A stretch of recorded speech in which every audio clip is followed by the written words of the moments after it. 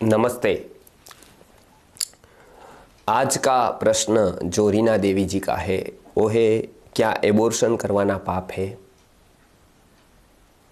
जीव 3 महीने के बाद आता है तो 3 महीने से पहले हम एबॉर्शन या बाद में करवा सकते हैं?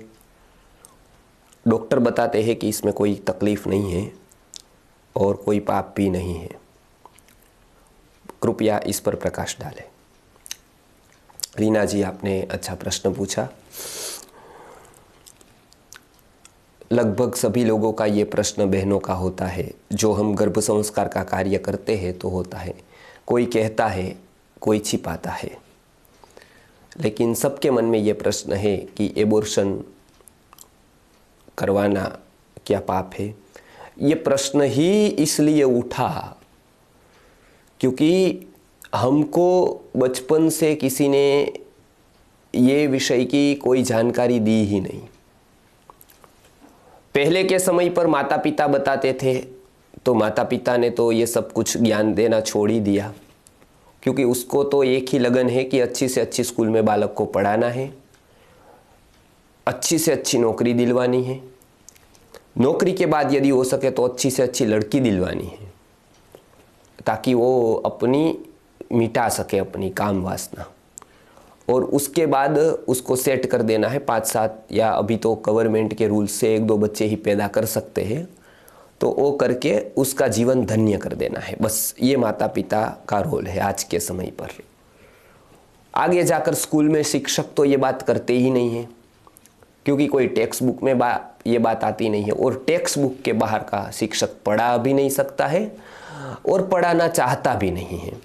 चाहता भी हो तो उसके पास कोई ऐसा बोध ही नहीं है जो एक गुरु के पास होता है या गुरुकुल के आचार्य के पास होता है, तो शिक्षक भी नहीं सिखाता है। उसके बाद क्रम आता है हमारे संप्रदाय के लीडरों का। वो सब लोग हिंदू मुसलमान की ही बात करते रहते, तो ही आप आवेग में आएंगे, आवेश में आएंगे, तो फंड होगा और तो ही उसकी जोड़ी भरेगी। ये सब वो करते रहते हैं। आपको या ब्राह्मण शूद्र की बात लाएंगे 17वीं 16वीं सदी की, और अभी क्या करना चाहिए वो भी आपके विषय पर बताएंगे, किसको छूना किसको नहीं छूना ये सब बताएंगे।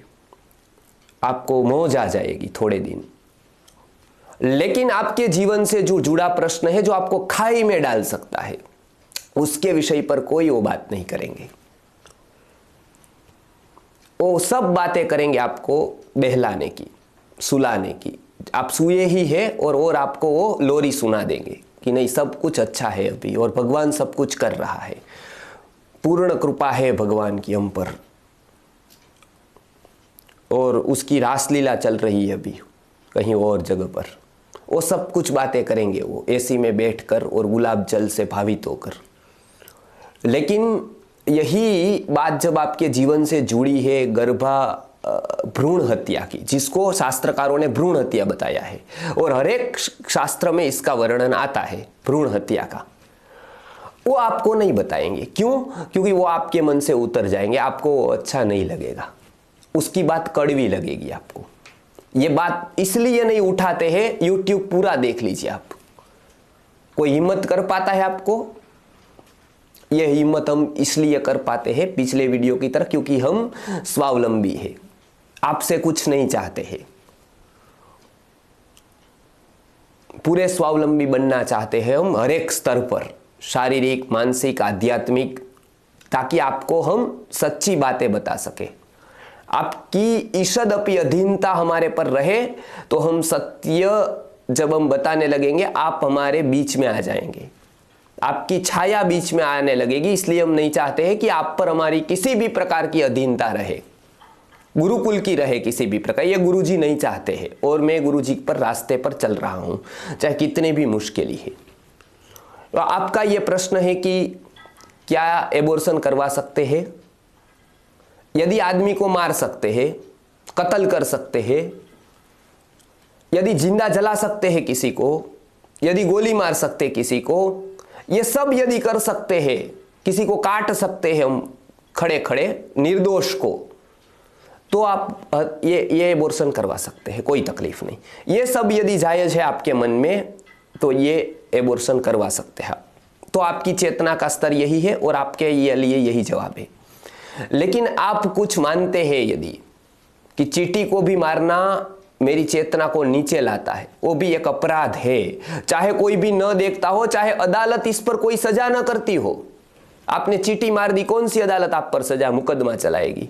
या आपने चूहा मार दिया, कौन सी अदालत आपको सजा करेगी? लेकिन एक अदालत है जो आपको सजा करेगी और वो करती है, और वो अदालत तो आपको नहीं पकड़ पाएगी, लेकिन दूसरी जो अदालत है उससे आप, उसकी पकड़ में से आज तक कोई नहीं बच पाया है और वो आपको सजा देगी।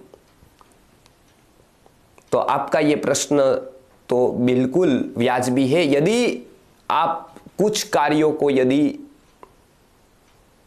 वाजिबी मानते हैं, कुछ कार्यों को आप कर्तव्य मानते हैं, यदि उसको पाप मानते हैं, निर्दोष को मारना, किसी को जला देना, किसी को काट देना बिना वजह,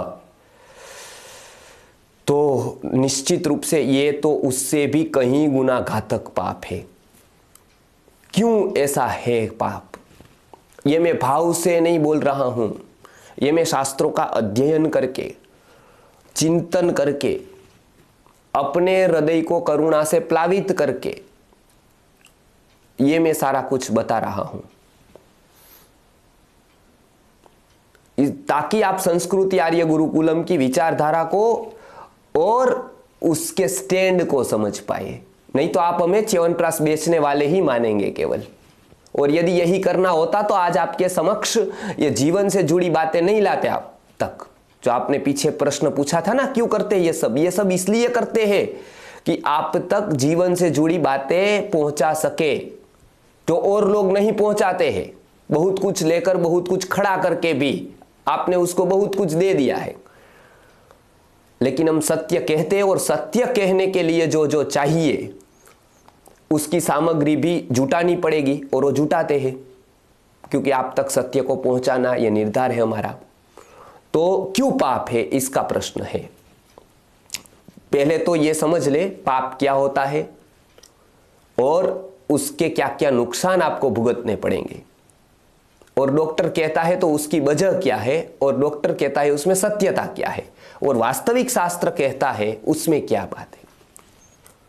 तो निश्चित ये पाप है, और अभी हमको किसी ने बताया नहीं, इसलिए ऐसा प्रश्न उठना सहज है, स्वाभाविक है।